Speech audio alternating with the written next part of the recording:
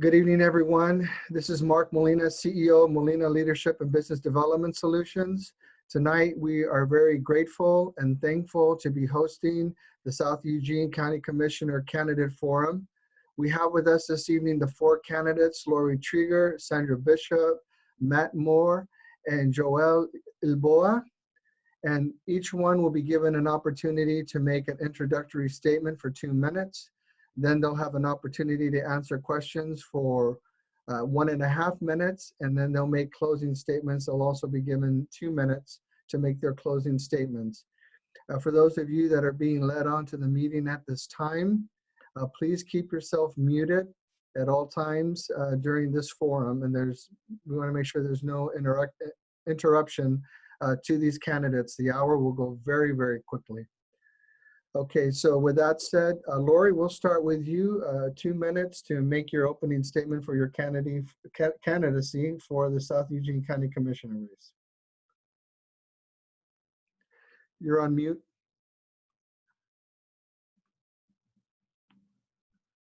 Thank you very much. Good evening.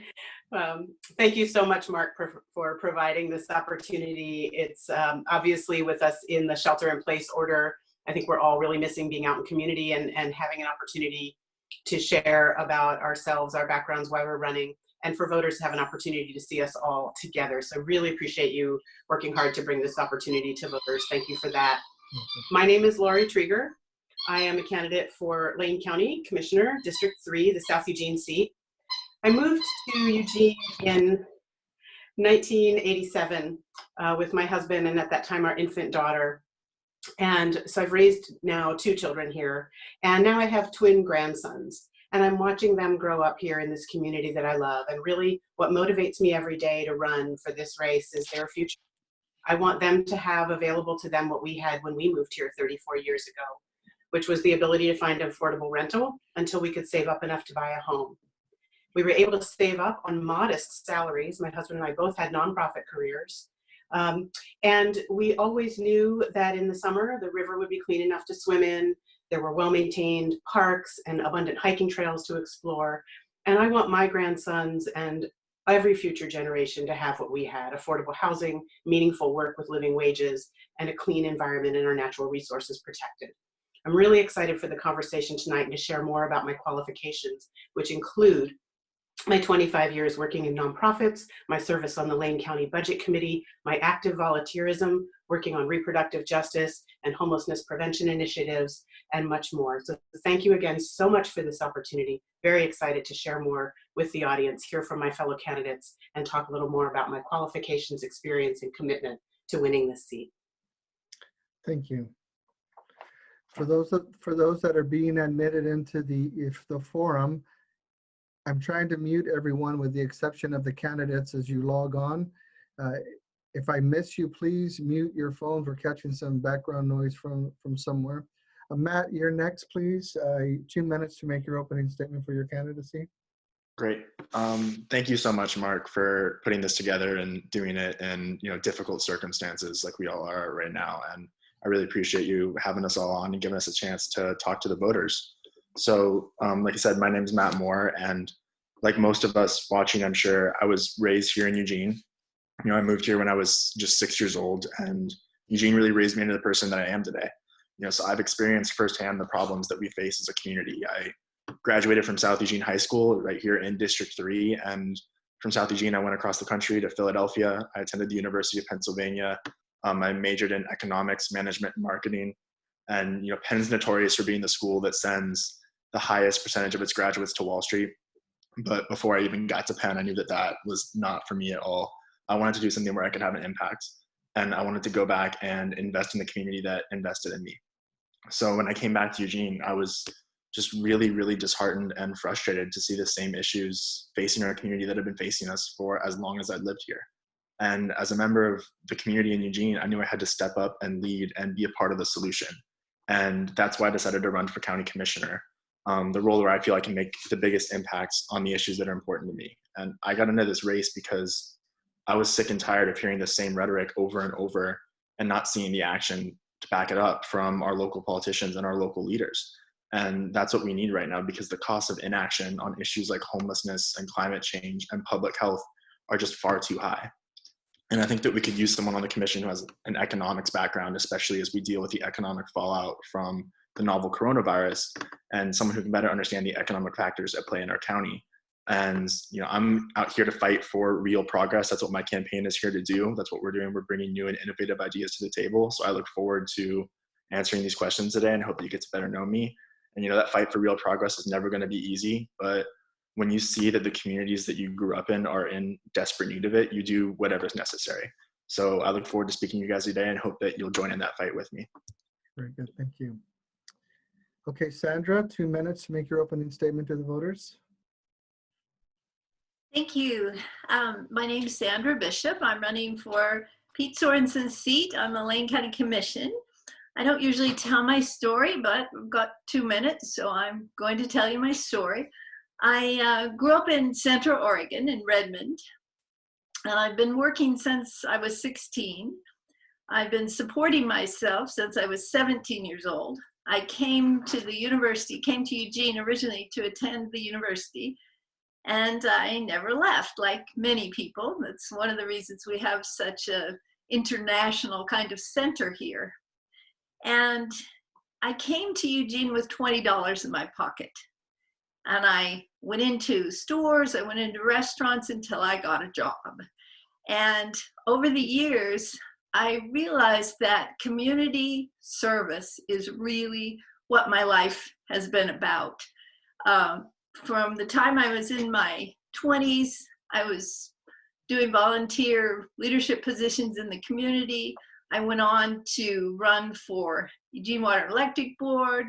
I went on to create a business at the state legislature of advocacy, and we'll talk a lot more about specifics about that later.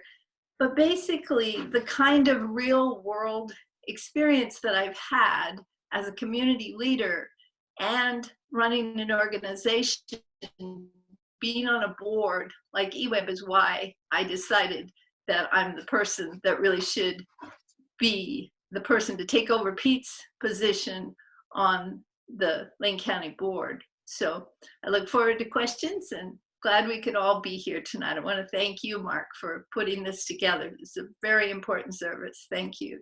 You're more than welcome. Okay. All right, Joel, are you ready, sir? 2 minutes. I am. Well, thank you all for being here today. Appreciate you, Mark, for giving us this venue, especially as we all go through this global pandemic together. My name is Joel Iboa. I'm a candidate running for County Commissioner in District 3 South Eugene. I am a proud son of immigrants. My parents came to this country, as many folks' parents have now and in the past, right, to join the long American tradition of coming to this country in search of a better life, for the opportunities, and for the life, the search for liberty, for life, and the pursuit of happiness. I have lived in the Whitaker and Jefferson communities my whole life. I was born in Sacred Heart Hospital, and then of course went to Whitaker Elementary back when it was still open. Really, my life has been very deeply ingrained into public service. My mom worked for Central Latino Americano for 17 years. So I grew up watching public service. I grew up watching my mother and other community members serve, and it inspired me to do the same. And leadership roles have sort of been thrust onto me. I call them voluntold. I get voluntold to do a lot of things. I was voluntold to be on the, to represent my high school on the 4th grade school board. I was voluntold to be captain of my water polo team, my swim team in high school, and then in college, I had leadership positions in both advocacy groups for the environment and also for immigrants. Now, I run a coalition called One Oregon. Our job is to focus on defending against anti-immigrant and anti-Muslim bills and ballot measures. I have run coalitions defending the nation's first sanctuary law, as well as advocating for the passage of HB 2015, making Oregon the 14th state to allow people without legal status the ability to drive. I've been appointed twice as chair of the Eugene Human Rights Commission, appointed twice, voted twice, and I'm the youngest person to be on the governor's Environmental Justice Task Force. But really, for me, my aim is to, as a homegrown kid, is to advocate for a future with affordable, healthy homes safe streets and green jobs for all. And I really appreciate the opportunity to chat with voters today. Thank you so very much. Well, thank you all for being here. You're all four of you are compelling candidates in great areas of service and growth and development. Joel, you're the last one. I'll start with you, sir. What is your knowledge of the role and the function of a county commissioner? You have 1.5 minutes. I think you're on mute, Joel. I'm on mute. Let me restart. Yeah, I'll have to mute. Yeah, thank you. Appreciate it. You know, the role of the county commissioner is a position of governance, right? And governance is very critical for the function, the well maintenance and function of a society, whether it be city council, county commission, the Oregon State Legislature, or congressional delegation, all of the other positions that people are elected to in order to guide our communities in a direction. You know, I would call the county commissioners sort of the crew that help steer the boat. You know, there are hundreds of cities across Oregon, and there are 36 counties in Oregon, and we are one county with 5 commissioners on it. And our job is to make sure that the people who live in this county have what they need, and that we are ensuring everyone has the opportunity for life, liberty, and the pursuit of happiness. So I'm very excited and to run for this race, and I believe the county commission has extraordinary power to improve the lives of the people who live in those communities. Very good, thank you. Sandra, we'll move back to you. Can you give us your definition of what you believe the role and the function of a county commissioner is? Yes, yes, I'm not muted. The role of a county commissioner is that of a leader to set policy and to set the tone and to provide what's needed for all of the residents of the county. And so there's always a delicate balance and a dancing with the occurring. You have to know a lot about operations in order to set adequate policy, but you cannot interfere with operations. So we have a type of government where the 5 commissioners hires the county administrator. And we're very lucky in Lane County. We have an excellent county administrator. So our job as county commissioners is to really set that high-level policy. We are there to reflect and echo what the community needs and wants, and we need to have the skill and the connections and the networking to make it happen. But we need to set that policy in such a way and then go back, circle around, make sure there's transparency and accountability so that what we intend actually happens. So it's about not only setting the policy, but implementing it and properly funding it. Very good, thank you. All right, Matt, we'll move to you. What is your knowledge of the role and the function of the county commissioner? Yeah, well, I think that the role of a county commissioner is to be a servant, to be a public servant, and to make sure that we listen to everyone in our communities and make sure that we are serving them as best as possible and fighting for their rights and making sure that we make Lane County the best place to live for everyone who calls this place home that we possibly can. That's what ultimately the job of a Lane County commissioner is, in my opinion. I don't think that it's anything more than being a servant. I think that we have a responsibility to be obviously a public face and a public leader and make sure that we're steering our county in a direction that we can be proud of, something that we can do. We need to also make sure that we build relationships and work across the aisle with people who we might not agree with on every issue, but that's how you're effective. And I think that I can bring a certain perspective of open-mindedness and relationship building that's been lost in politics nowadays. And I think that that's a very important part of a county commissioner's role, is relationship building, is making sure that you're actually getting things done through relationship building and through coalition building and things like that. So it's about leadership and it's about public service ultimately. Very good, thank you. Okay, Laurie, what is your knowledge of the role and the function of a county commissioner? Yeah, great. The way I look at it most closely is in my more than 25 years working in nonprofits in the community, county board of commissioners are much like a board of directors of a nonprofit. In this case, the organization is the local government, and the programs are the many different divisions and departments, whether that be public safety, public works, the health clinics, parks management, and so on. And just in that same way, the obligation, the role of the commissioners is, one, to set the strategic direction for the organization, which needs to be values driven and needs based. Two is to oversee that resources are allocated to those things that we name in the strategic plan.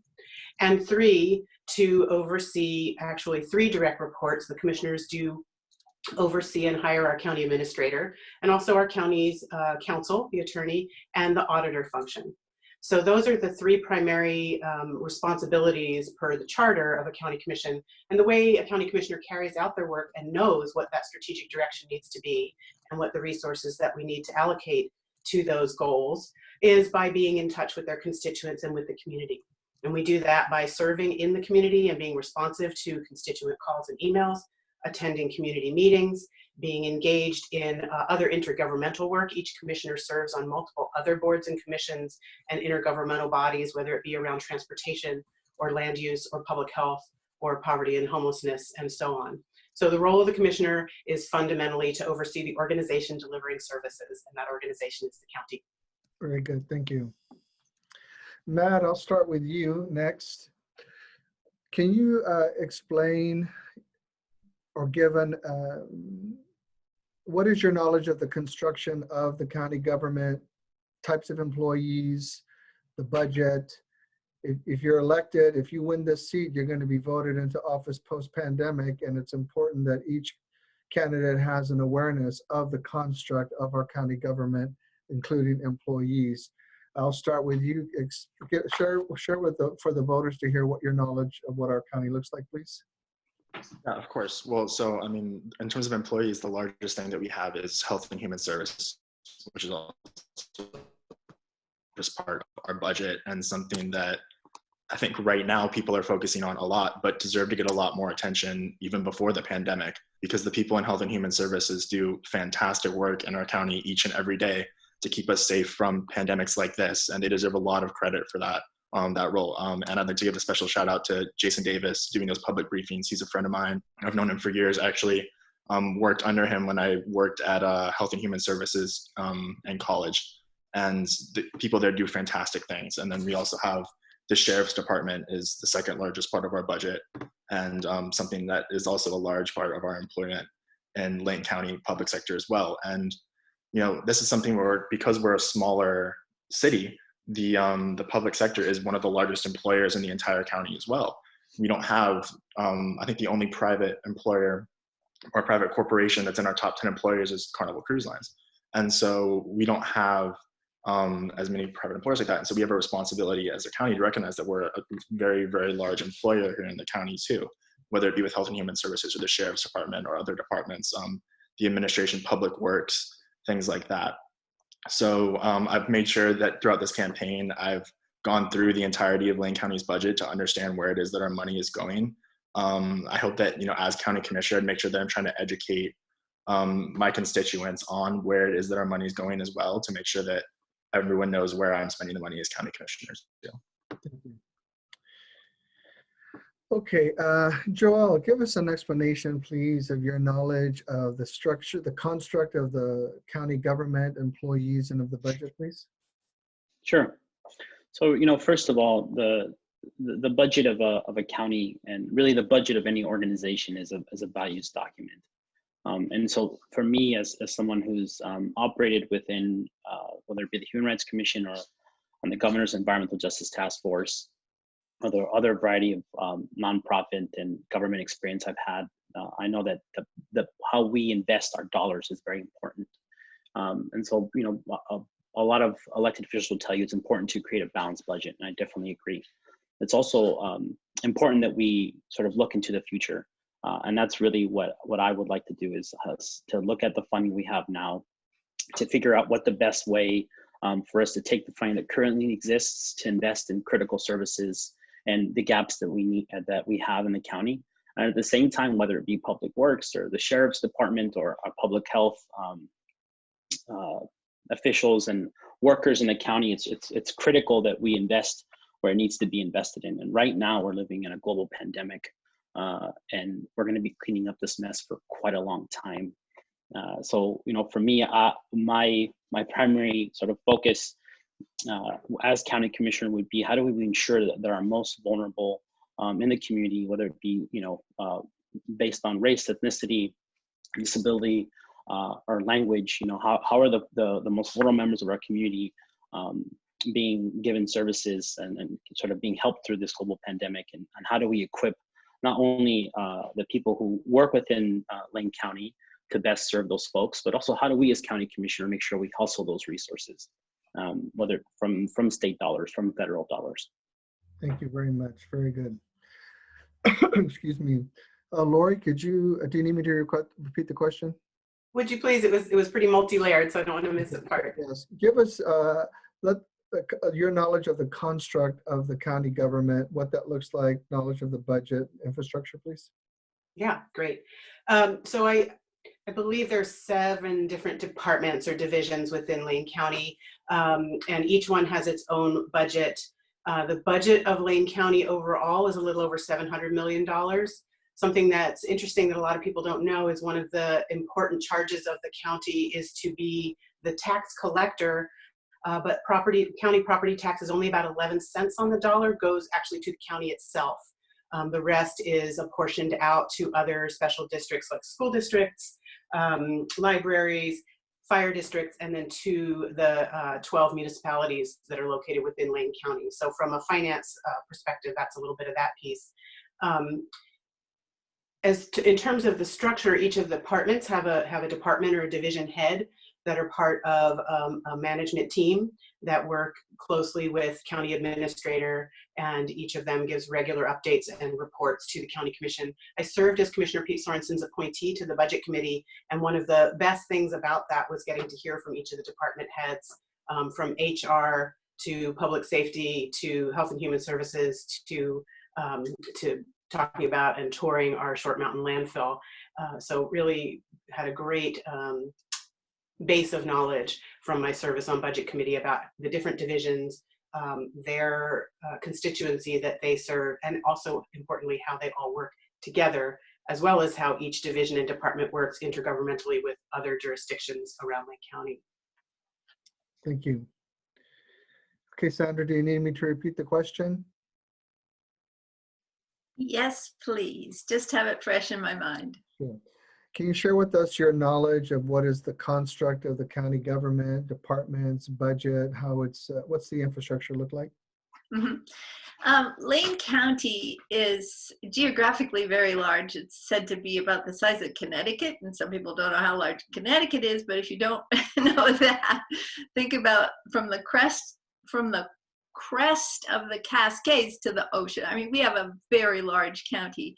There are over a dozen different departments in the county, and I have actually worked for 2 or 3 of the counties and with 3 or 4 departments. I wanted to know more about the elections, so beginning in 2014 I went in as a what they call extra help during elections, and got an inside view of how our elections are run, which is quite safe and eloquently. And also because I was working in the legislature and helped to pass the vote by mail and help with elections laws through the years, it was interesting. I also served as a paid advocate for the county during the 2008 special session, and was able to make sure that land use laws were not changed at the state level that would have completely derailed the way Lane County was doing their partitioning of lots. I also spent 18 months with a group of mostly fire chiefs and people from the departments changing the ambulance code for the county. just really quickly, you can take time off my next question. We are a home rule county, and we need to use that to the max, and nobody knows that or talks about that. We are one of the leaders in the Association of Oregon Counties. We need to really step up more and lead as a county. Very good, thank you. All right, we're in the middle of a pandemic. The county worked with City of Eugene, City of Springfield. They created a fund for small businesses. It was gone, consumed in about 24 minutes. The county has a role along with the local municipalities in the arena of economic development. Joelle, I'll start with you. What is your view of how, if you're elected, what are your thoughts about policies or perspective on how we can help renew the county economy post-pandemic? Sure thing. You know, we have to start right now. And what we start with right now is by trying to stop the bleeding as much as possible. So I know at the federal level and of course at the state level, you know, just last Thursday, the Oregon State Legislature awarded millions and millions of dollars to different areas in the state. Some of that money will continue to flow as the federal government continues to do their work. But we also have to stop the bleeding here. And I know that here in Lane County, we have a number of businesses that have had to shutter their windows. And so it's really important for us to make sure that these businesses are able to economically recover. It's also important that the people who actually run these businesses, the workers themselves, are protected. So I myself have already, been doing a lot of this work. Last Thursday, $10 million was awarded to the Oregon Worker Relief Fund, which would expand unemployment insurance to workers in Oregon without legal status. And that, once that program is up and running here in the next 2 or 3 weeks, that's money in the pockets of individuals here in Lane County that are going to go out and spend it. And we need folks to go out and spend money. We need businesses to be able to economically recover. And we need to work closely with our federal government, our state government, and our surrounding counties to come up with regional solutions to make sure that we come out of this on the other side, not just about on how it used to be, but in a better way. Very good. Okay, Laurie, do you need me to repeat the question?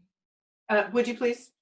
So if you're elected to office, if you're elected to this county commissioner seat, you're going to be elected into a serious post-pandemic situation. The county worked with Eugene Springfield, formulated a plan for funds. It was gone in 24 minutes.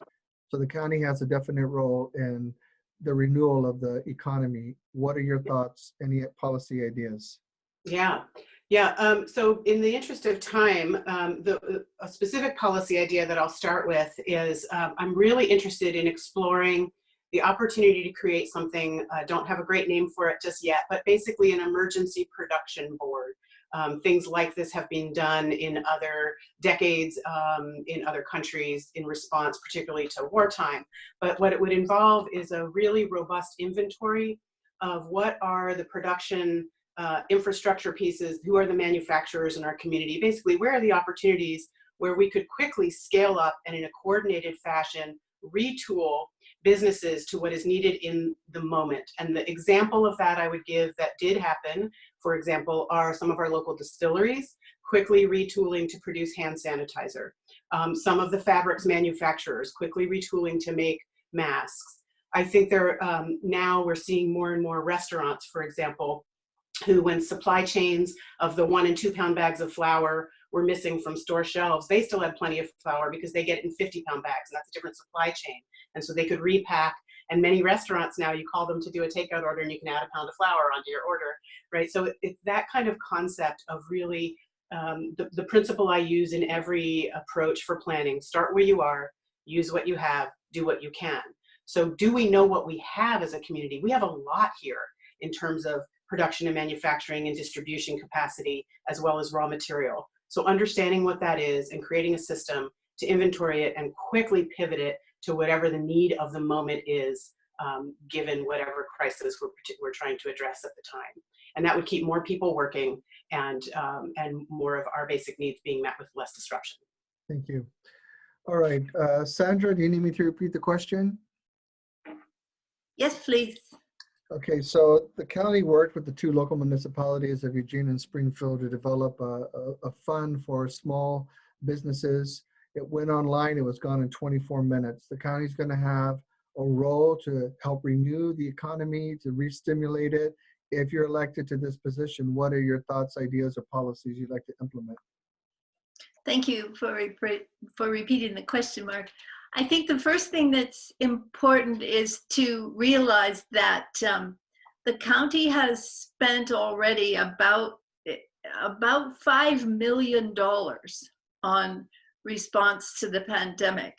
And the first thing and the highest priority has to be the safety and the well-being of our citizens.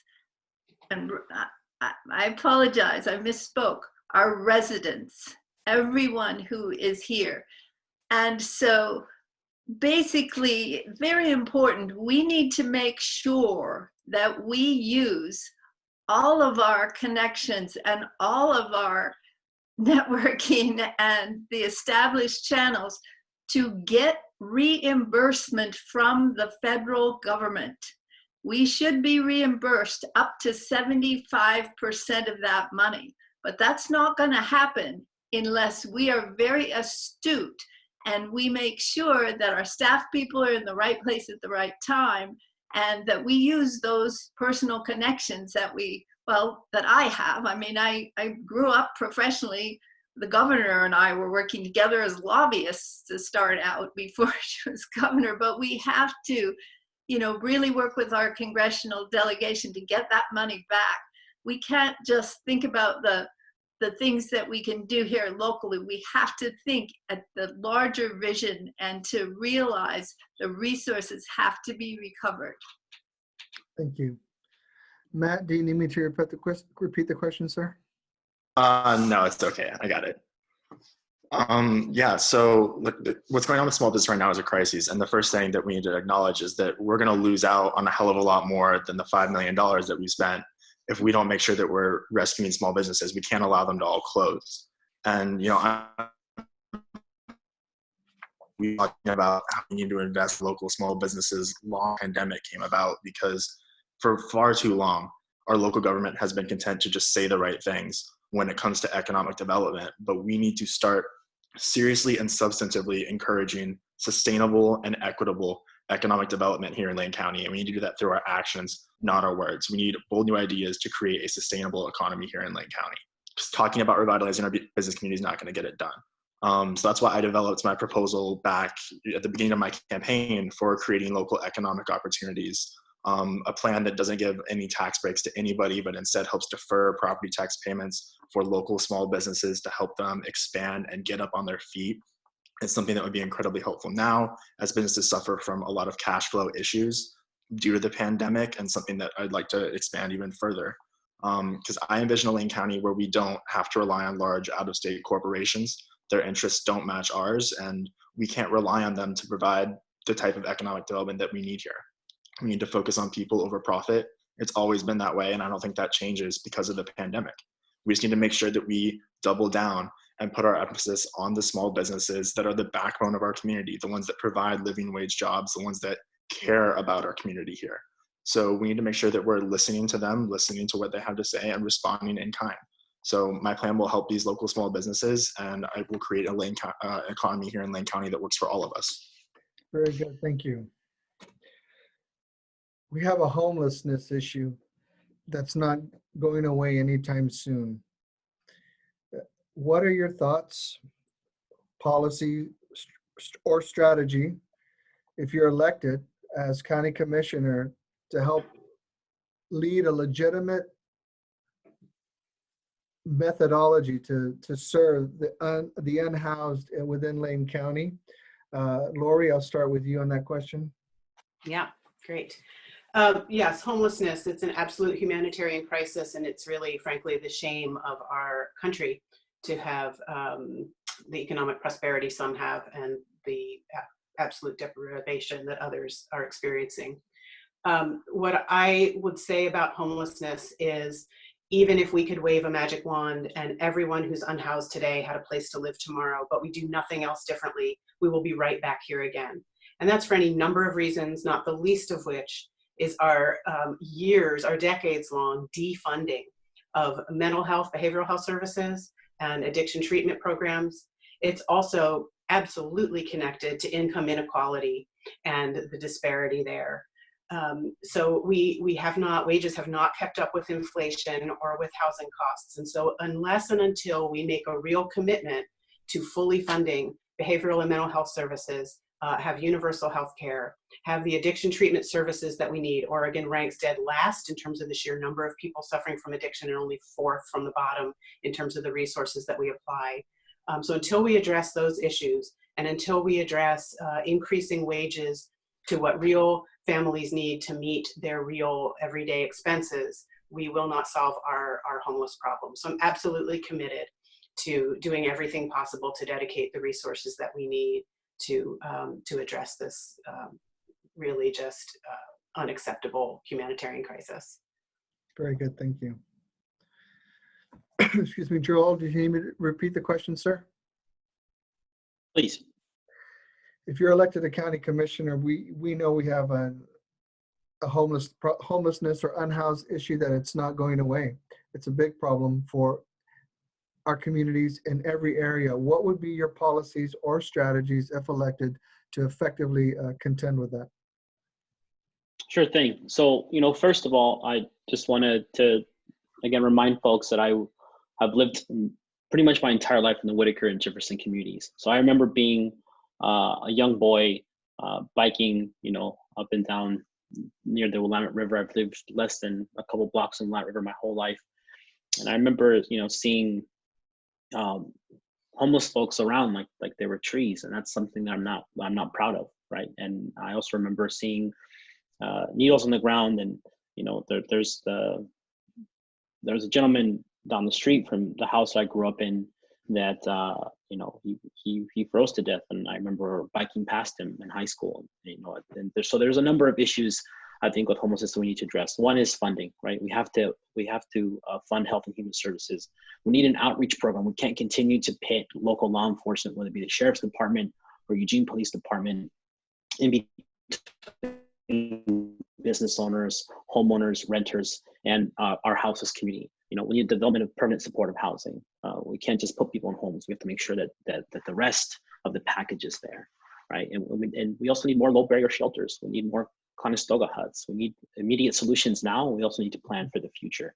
Because at the end of the day, right, there's a number of issues, whether it's mental health, behavioral services, but really what we're talking about is affordability. And things are more expensive, but people's ability to live in this world is not. So we have to address all those issues. Thank you.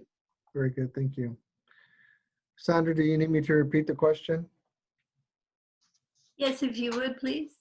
Okay, so if you're elected to this seat, the county's going to have a major part in providing leadership and contending with the homelessness issue. What would be your ideas, strategies, or policies to bring positive effect? I want to say first that I think that the county and city of Eugene and Springfield as well, but mainly the county and city working together, doing a very good job. It's unfortunate that it took a pandemic to wake up most of the community to realizing that there's just no excuse for us to have the highest per capita homelessness rate in the nation. And I think we can't just continue to do things the same way, that we have to look at the attitude of how we're providing services. We have to look at what's happening at a lot of different levels. There's many variations and varieties of homelessness and people being unhoused and moving from place to place in short succession. I think what we've been doing is we've been offering services from a position of privilege. We have taken a stance as a community in a way that we have people's dignity has been taken away from them. one of the things that we have to be able to do is enable people to get back their personal power, to regain their dignity. When they enter a shelter, when you're coming right off the street, entering a shelter, that person needs to be cared for. They need a safe place. They should be able to have a safe place to sleep for 3 days, eat 3 meals a day for 3 days, and after that, they should be brought in to some accountability, some level of responsibility to help with their own regaining that human dignity that's been lost. Very good, thank you. Matt, do you need me to repeat the question, sir? No, thank you. I'm all right. So first off, I think the first thing that we need to do is recognize the incredible amount of diversity that we have within the homeless population in Lane County. And that means that we need to offer different solutions for different types of people because, you know, there's a lot of diversity and not everyone's the same. And, you know, I think a word that gets thrown out a lot in discussions like this is compassion. And we do need to have compassion for those that are unhoused, but not just for them. We also need to have compassion for, you know, the business owner who gets a Molotov cocktail thrown through his window, or the employee who's afraid to work late because she gets followed to her car, or the employee who comes to work and finds, you know, her front window smashed in and her computer stolen. And these are all people that I've talked to and stories that they've shared. And the best way to be compassionate for all of these people is to pursue a solution that's actually proven to solve the problem around all of America. And that's housing first and permanent supportive housing. Studies show that as many as 96% of people who enter into permanent supportive housing are still housed in 5 years. And the US federal government estimates that the cost of a chronically homeless person to taxpayers is $40,000 a year, but the cost of permanent supportive housing and a caseworker is half of that. So I'm gonna commit to building, as county commissioner, at least the 350 units of permanent supportive housing that are recommended in the TAC report. I don't know that that's going to be enough, but we need at least that 350 units to start. And this is how we commit to the goal of ending chronic homelessness in Lane County. It's something that we can do, but we just need to set our mind to it because, you know, homelessness has been woven into the fabric of our city, and it's time that we get real and take steps to end that. Very good, thank you. Excuse me. Joel, we'll start with you. Next question has to do with budget. If you're elected to District 3 County Commissioner, there's no doubt that the county is, as well as local municipalities, state, federal government, everyone's going to be looking at some sort of significant budget deficit. What is your experience dealing with budgets, and what would some of your ideas be about contending with these deficits? Good thing. So I've been president and vice president of several organizations, nonprofit organizations, and then of course, as well as my role as chair of the Governor's Environmental Justice Task Force, our role is to hold accountable the 14 natural resource state agencies that directly report to the governor herself, and we give advice about a variety of issues around how they're supposed to spend their money and how they're investing in different resources and services. So first of all, for me, we need to go out. We need to go out and look for matching funds from the federal government, because the federal government is continuing to have conversations about how this country is going to economically recover from this. I already know, and I've heard this. We're not the only ones, right? Counties across the state of Oregon and across the United States, states themselves are having to make massive budget cuts. And of course, that our federal government will and must respond to our critical needs. I think we have to go out, look out for matching funds. And at the same time, as we make budget cuts, we have to ensure that our most vulnerable communities are not left out to dry. So I think it's going to take for us to be creative, but it's also going to take us being really responsible and ensuring that our critical services are not cut, and that we as county commissioners are fierce advocates, both at the state and federal level, to protect the place that we call home. Very good. Sandra, do you need me to repeat the question? Yes, please. If you're elected to District 3 County Commissioner, there's no doubt you're going to be facing a budget with serious shortfalls. What are, from your experience with dealing with budgets, what would some of your ideas or strategies be to supplement these shortfalls? Mm-hmm. Yeah, I wanted to say I have had direct experience as an elected official with a very large budget, and that is the budget for Eugene Water and Electric Board. Eugene Water and Electric Board, EWEB, is the largest municipal utility in the state of Oregon. And 80% of the budget is in power costs. And I was quite shocked to find out when I got on the board that there was a possibility of a swing of $30 to $40 million per quarter in an annual budget. So the most important thing is to make sure that you have the top-notch budgeting people that are there to manage what you have. I want to quickly say we have to amp up the auditing done at the county. Luckily, the county, unlike the city, the county saw the wisdom of auditing, and there is an independent auditing, performance auditing department. We need to go through everything in the budget and make sure that the auditor is working in cooperation with the department heads to make sure they're getting efficiency.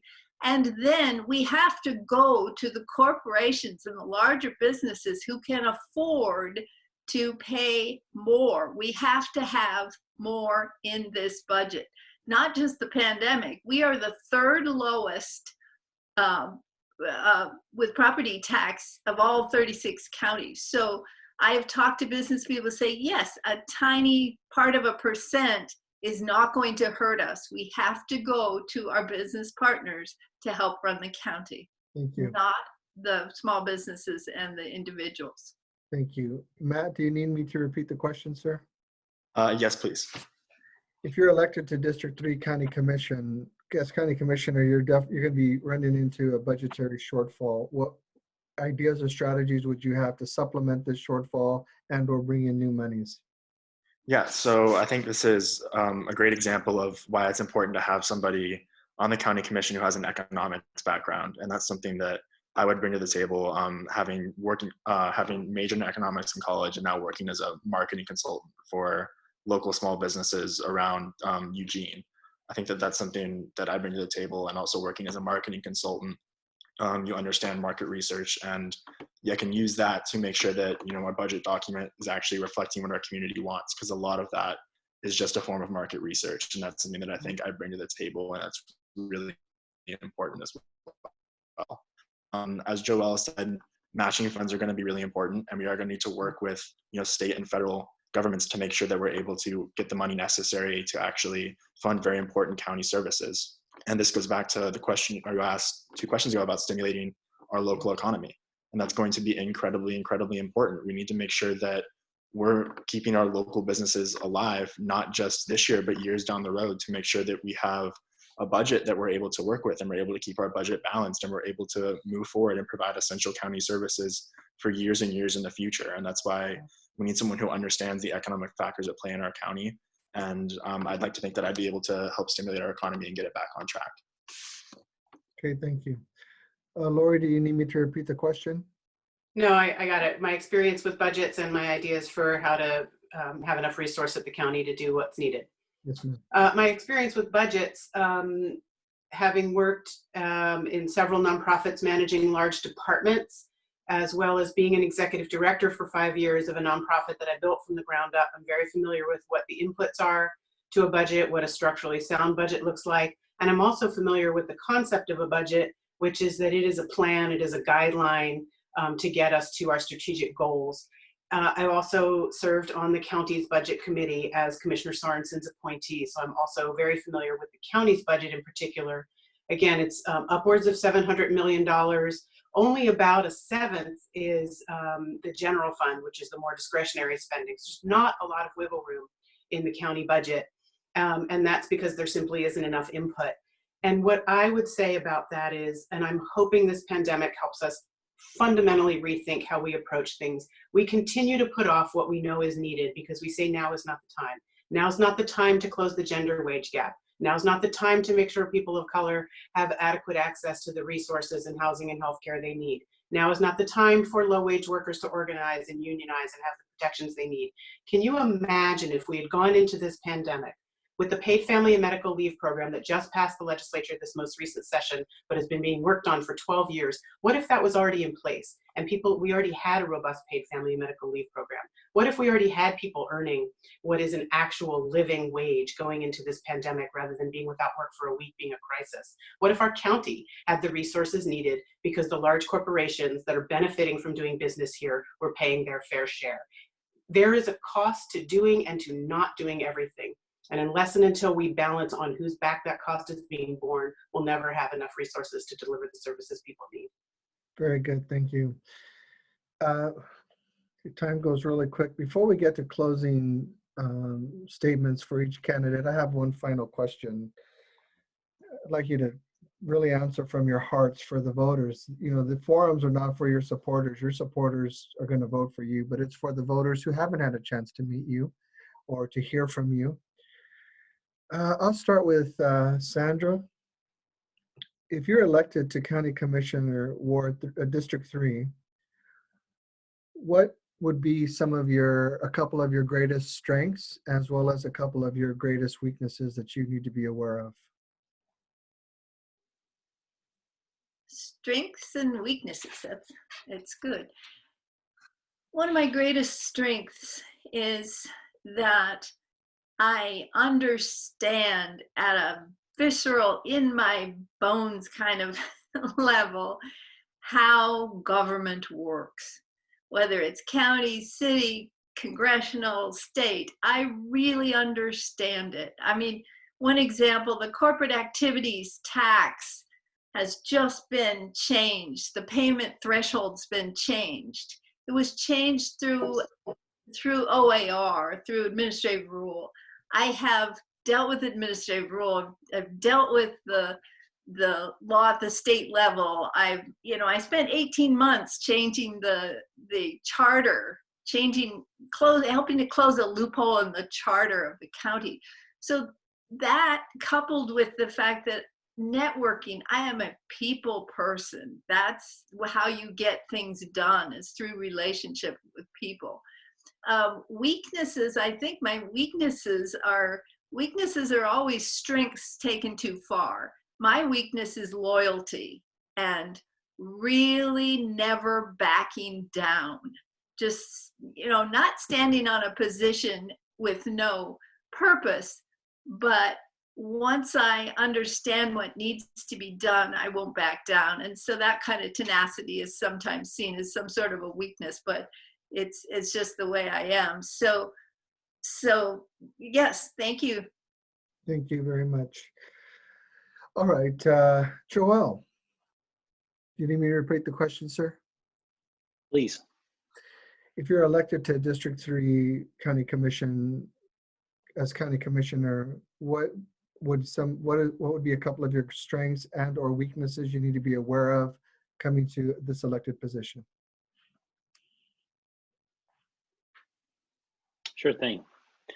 So I would say, in terms of my strengths, I'm a very, very strong coalition builder. I have been all my life. I know how to bring people together, whether it be my experience on defending Oregon's oldest sanctuary law, the nation's oldest sanctuary law. I've built a coalition of over 500 organizations, elected officials, from the driver's license campaign to just right now, this coalition for the Oregon Worker Relief Fund is over 100 strong in a couple weeks. And that's because I'm a people person. I know how to create relationships, and that's a big thanks to my mother. She's a big people person, so I inherited that from her. So thanks, Mom. I also have the courage of convictions, right? And I have lived experience. It's a unique experience to be a child of immigrants here in the state of Oregon, and it's an experience that's becoming more and more common. And I also have I have the ability to work through really hard, divisive issues and divisive times. We're living in a time right now with a lot of political cynicism and apathy, particularly towards immigrants, which is the community that I come from. And it takes a lot to be able to work through these things and make progress forward. So I would say for my weaknesses, right, is that I love new things, and I love to learn new things. And sometimes that makes it so that I'm focusing on too many things at once. But you know, that just goes with the territory. Sometimes you when you like learning things, you just have to try and manage those. So thank you. Very good. All right, Laurie.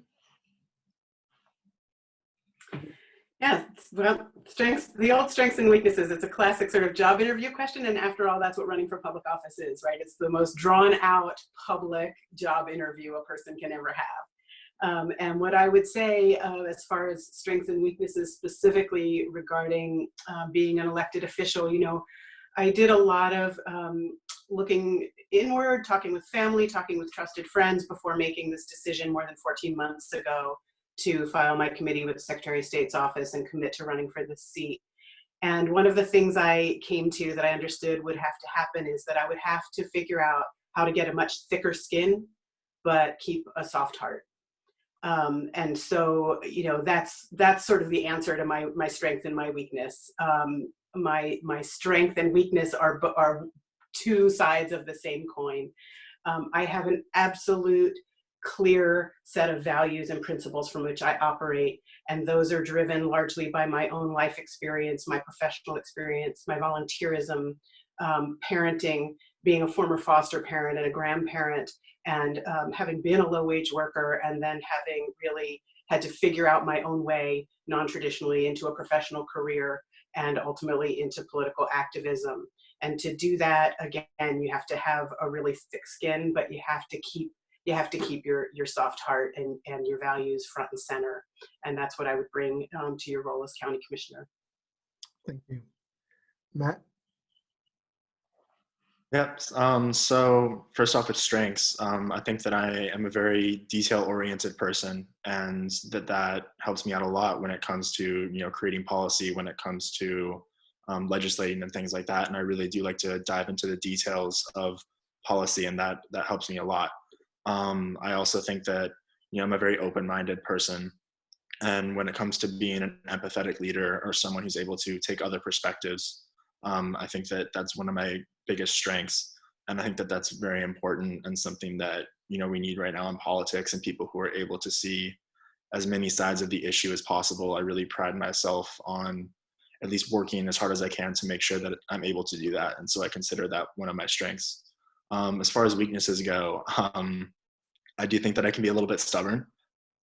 And, you know, I tell myself that I'm a fighter, and, you know, that it's because I believe in things and I like to hold true to what I believe in. But, you know, just sure that, you know, I can dig in my heels a little bit sometimes, and I work on my weaknesses, as I think that we all should, for personal growth and to grow as people. And, you know, I value that. But yeah, like I have been under digging my heels a little bit. And I think those are my strengths and my weaknesses. Very good. Thank you. All right, we're going to move to final statements for the voters. What I've been trying to do is alternate so people could get an adequate brain rest between answers and catch their breath and try to regroup a little bit. So I'm going to just stay with that strategy. No individual person has been picked out to go first or to be last. These are your comments to the voters, and this is what people will hear. So as I see you from my right to my left is how I'm just going to follow this order all the way down so that I don't make any mistakes. So Sandra, we'll start with you. 2 minutes, please. Your final comments to the voters and what you would like them to remember about you. Yeah, thank you. I first want to thank Joel, and I want to thank Laurie, and I want to thank Matt. These get-togethers, we should be in person. We should be there together, and we are here. And I want to thank all of you. It's an honor to be part of this. And just, you know, what we're going for really makes a difference in our community. So it's the time constraints are crazy. I feel I'm the best qualified person for the job. This really is a job, and this is about service, and I have the best skill set. I also am the only one who has any experience that's directly applicable. I was elected 3 times to Iboa, served 10 years. The last 4 years I was representing city at large. I'm used to coming up with policy and implementing it. So that's directly applicable. It just, there's no substitute for it. I come from I'm very thoughtful and very independent. I also come from a contemplative tradition where I understand how to apply the skills of observation and awareness to real world problem solving. I'm not an idealist. I am very pragmatic and realistic. We have to get beyond our politics as usual. What's happened in the past, just carrying that forward with the same type of people, with the same, kind of politically correct languages, slogans aren't going to get it. They're not going to accomplish things. I was able to really see to completion a lot of big projects, like clearing the operations, industrial operations off the riverbank. For the first time in 100 years, there's grass growing there. Those kind of big projects don't happen with a couple of happy meetings. They happen over years of negotiations. So I've got that skill. I should be the next commissioner. Thanks. Thank you. Okay, Joel, final comments to the voters, sir? Good thing. Well, so thank you, Mark, for again allowing us to have this stage, and thank you to my fellow commissioners for hopping on day 10,000 of quarantine. There are 19 days left until election day, so I'll tell the voters right now that are watching the same thing I tell most folks. Right, I'm a homegrown kid, born and raised right here in Eugene, and I'm a fighter. Right, I'm a fighter, and I'm a homegrown coalition builder. And what I'm fighting for is a future with affordable, healthy homes, safe streets, and green jobs for everyday people living in our community. Whether that be building affordable mixed income neighborhoods, to increase transit access, to lower our climate pollution, to investing in outreach programs to help youth and our veterans off the streets into permanent supportive housing, to community safety. Right, one of my big concerns is that this community is diversifying very quickly, and with that comes a number of issues. Some of which has been there's a massive increase in hate and bias activity in our city. I did pass a landmark resolution over the summer condemning white nationalism and white supremacy in Eugene. And I have had strong ties and the ability to build relationships with law enforcement. So for me, I as county commissioner would like to increase and strengthen the trust between marginalized groups and local law enforcement. I want to ensure that Eugene, in these trying times of anti-democratic movements, whether it be white supremacists or white nationalists, I want to make sure that Eugene remains a democratic community that is safe, welcoming, inclusive for everyone. Most of the candidate, that has the most experience with environmental justice. We need more than just a climate plan. We need an emergency climate action plan to reduce greenhouse gas emissions. We need to create green and clean energy products with living wages for working families in the county. I've been endorsed by a number of organizations, elected officials, community members, and I'm the only candidate to have been endorsed by both the Register Guard and the Eugene Weekly. There are 19 days left until the election, so please, on May 19th, or whether you get your ballot today, make sure to vote Joel Iboa for Lane County Commissioner, and please visit more at iboa4southeugene.com. Thank you so much. Thank you. Matt?